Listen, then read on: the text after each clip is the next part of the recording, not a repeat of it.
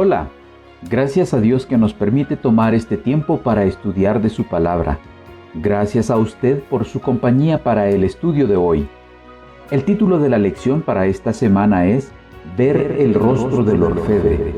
Y el versículo para memorizar lo encontramos en 2 Corintios 3:18 y dice: Por tanto, nosotros todos mirando a cara descubierta como en un espejo la gloria del Señor, somos transformados de gloria en gloria en la misma imagen como por el Espíritu del Señor.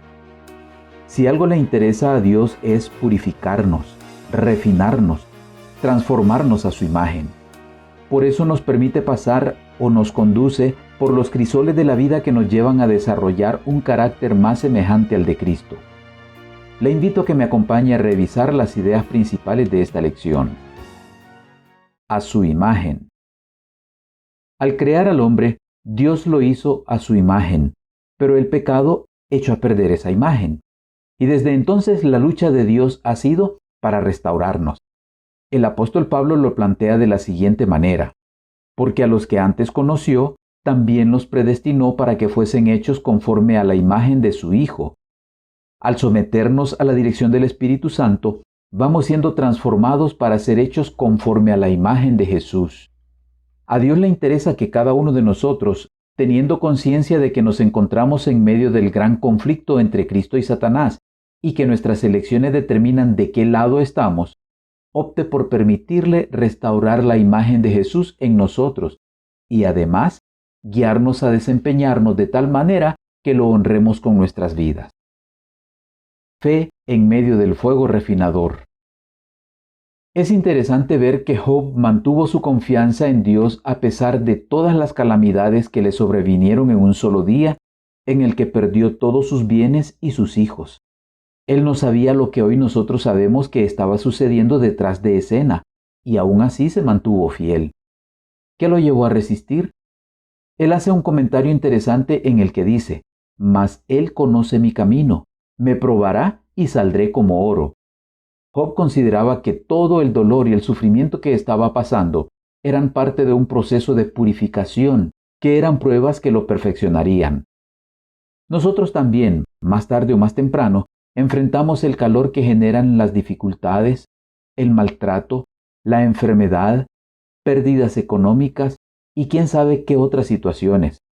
Aun cuando nos resulte difícil entender el porqué de estas circunstancias, si las vemos como pruebas que Dios usa para refinarnos, purificarnos y desarrollar su imagen, es decir, desarrollar su carácter en nosotros, con su ayuda podemos mantener nuestra fe en medio del fuego refinador. Las últimas palabras de Jesús. Dos parábolas que el Señor Jesús contó a sus discípulos poco antes de su sacrificio nos enseñan algo importante en cuanto a lo que venimos comentando acerca del carácter. Aun cuando muchos comentaristas concuerdan en que el aceite en la parábola de las 10 vírgenes es un símbolo del Espíritu Santo, Elena de White hace una interesante aplicación del aceite como símbolo del carácter, algo que nadie puede adquirir en favor de alguien más.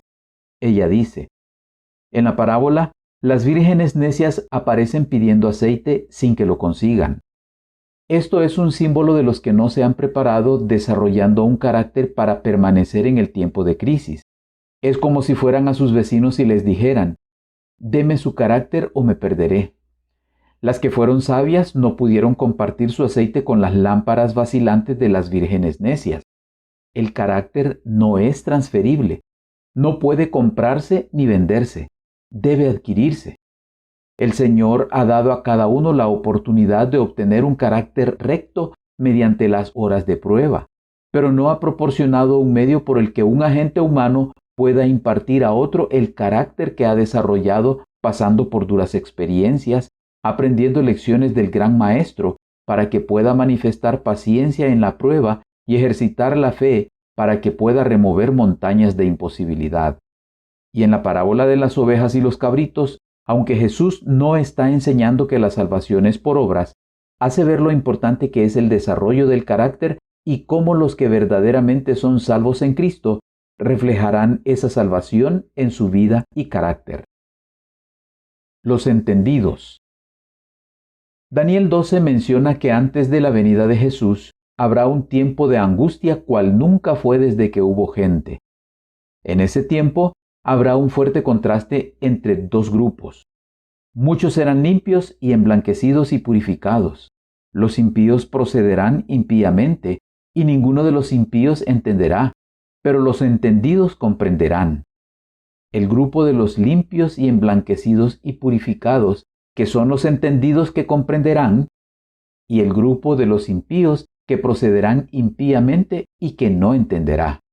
¿Qué es lo que hace la diferencia?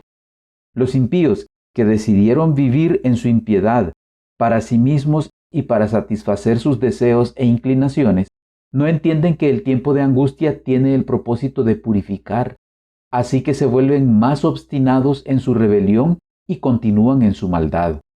Los entendidos, que aceptaron que el principio de la sabiduría es el temor de Jehová, comprenden que el tiempo de angustia tiene el propósito de completar el proceso de purificación y refinamiento de sus caracteres.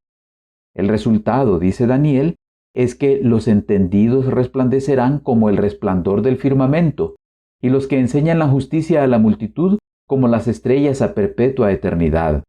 Y resplandecen porque fueron limpios y emblanquecidos y purificados.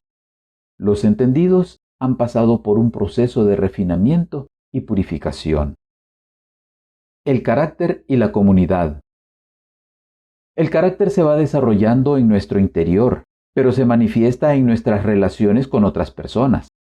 Cuando Pablo escribe a los Efesios, presenta algunos dones y ministerios que tienen el propósito de contribuir a nuestro crecimiento hasta que todos lleguemos a la unidad de la fe y del conocimiento del Hijo de Dios, a un varón perfecto, a la medida de la estatura de la plenitud de Cristo.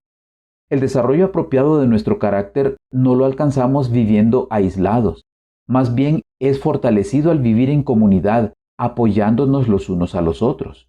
Nos necesitamos unos a otros.